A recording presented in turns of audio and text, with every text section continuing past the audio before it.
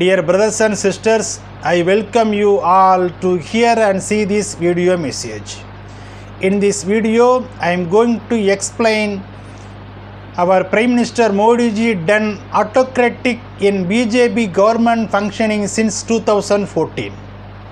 Content for this video I given in the description. You can go through and study. Modi's cabinet resembles an army of chocolate green soldiers. No minister has any real power or veto, or some laughs sarcastically if you ask about the idea of primus inter pares, the first among equals role that the Prime Minister is meant to play in the Westminster cabinet system that India modelled its parliamentary system on. Everything is pre-approved by Modiji and the all-powerful official of the Prime Minister office. Ministers are silent rubber stamp. Modiji does not like any discussion, let alone debate. Why Manohar Parrikar was so keen to go back to Goa? Better to be a chief minister in a state than a prisoner in a glass cage at the center.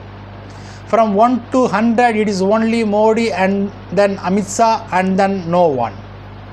Before Modi reduced the cabinet to a rubber stamp, he ensured his dominion over the BJP. Contrast the anemic BJP of today with the party when Atal Bihari Vajpayee was Prime Minister.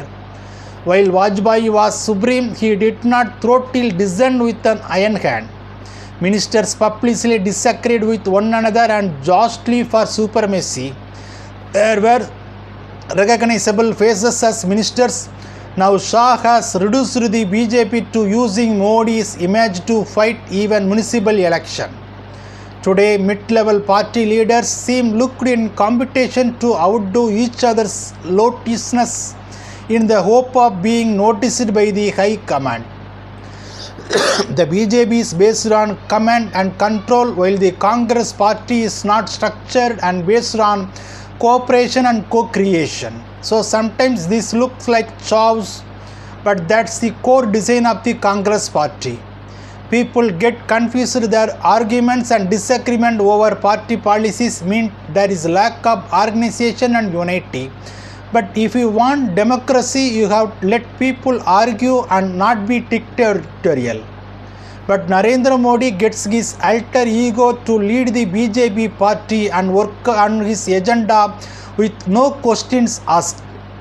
Modi neither has stalwarts in his cabinet who have risen from the crossroads and can stand up in front of him.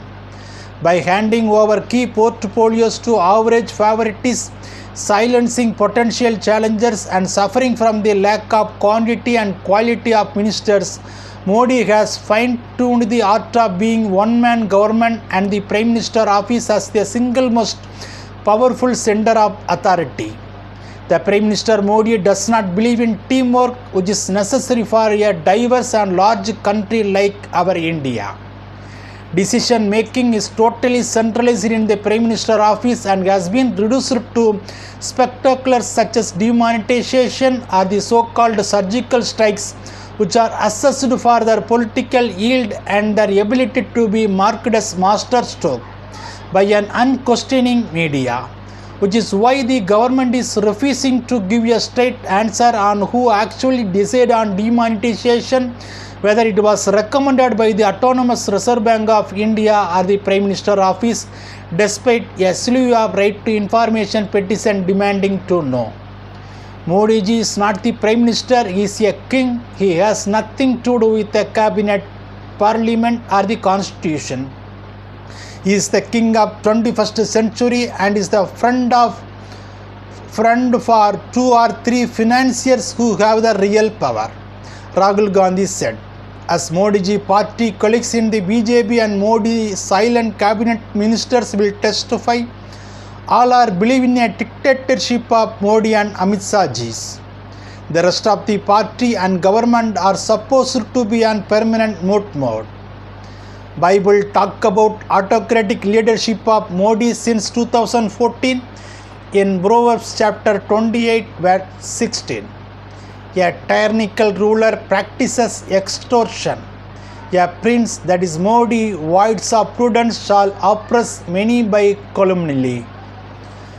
Also in Ecclesiastes chapter 9 verse 17, it is better to listen to the quiet words of someone wise than to the shouts of a ruler that is moody at a council of fools. Yes,